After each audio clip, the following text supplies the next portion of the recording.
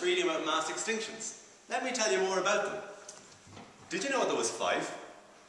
They were the late Ordovician, the late Devonian, Permian Triassic, late Triassic, and the Cretaceous Tertiary event, otherwise known as the KT event. The first great mass extinction was the late Ordovician, which happened 445 million years ago.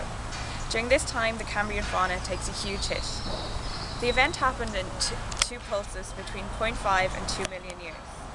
At this time, trilobites, conodonts, and brachiopods all took a knock.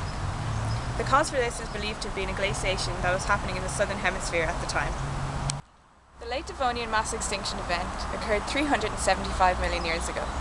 Cephalopods were decimated, armoured fish took a knock, 70% of reefs were wiped out, along with substantial loss of crinoids, trilobites, and corals.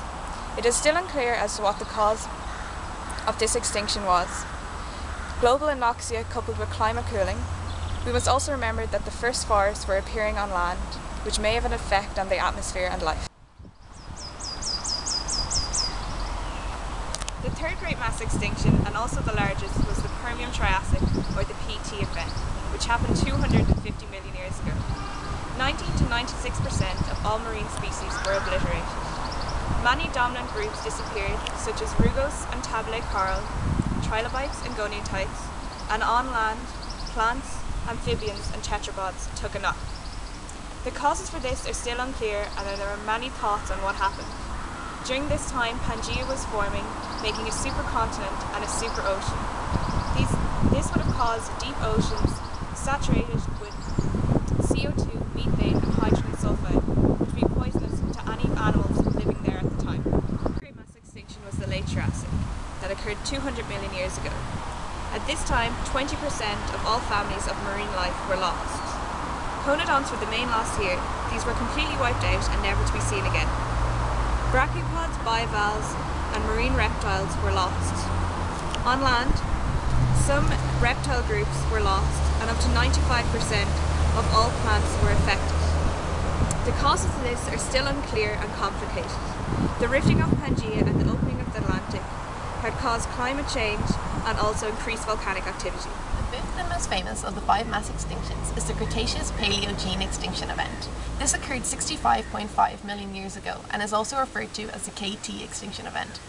The boundary sees the loss of many groups, but most famously the dinosaurs. Marine and flying reptiles died out. Strangely, turtles, crocodilians, lizards and snakes got away relatively unaffected. In the marine realm, belemnites, ammonites, and certain bivalves were decimated. Other major groups affected were crinoids, rhizomes, and certain platonic life forms, including foraminifera. Many hypotheses have been put forward to explain the KT extinction event. The two most prominent of these are the bolide impact theory and the Deccan traps in India, by Alvarez and Keller respectively. The bolide impact theory began with the discovery of iridium peaks near the KT boundary by Walter Alvarez in the 1970s in Gubbio, Italy. Because iridium levels are much higher in meteorites, the peaks were thought to have an extraterrestrial source. The first theory, by Alvarez, suggested devastating bolide impact at Chicxulub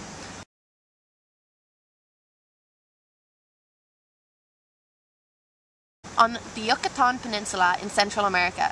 The bolide itself is thought to have been 10 kilometers in diameter and left a crater 100 to 150 kilometers in width. An impact of that scale would have caused a sudden and enormous explosion of terrestrial and asteroid material into the atmosphere, potentially engulfing the Earth and blocking out sunlight for months to years. This would have a detrimental effect on photosynthesis, killing plants and having a knock-off effect on herbivores, their predators and scavengers. Gertrude Keller's theory on the Deccan traps of India is strengthened by the fact that 80% of the material in the Deccan traps was erupted on the KT boundary. The second theory is by Gertrude Keller. Keller believes that the Deccan traps in India did in fact cause the KT extinction. These large igneous provinces covered an area hundreds and thousands of kilometres and were up to 2.4 kilometres thick. She also concludes that the enormous volumes of basilic lavas erupted 66 to 65 million years ago, right on the KT boundary.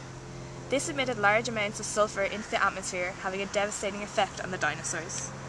Keller's work is based mainly on marine fossils, namely foraminifera, above and below the massive basalt deposit. Foraminifera prior to this deposit were highly specialised ornate with many chambers. Foraminifera found after this deposit were unspecialised small with few chambers. Keller uses these as the tag for the KT boundary.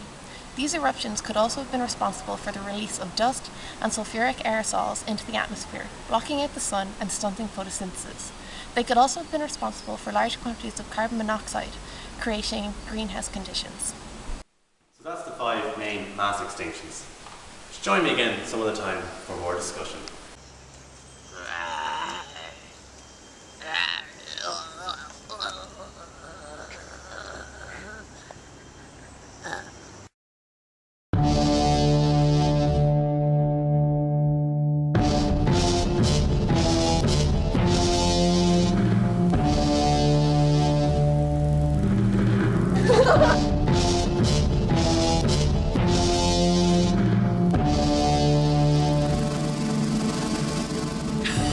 Ha ha ha ha!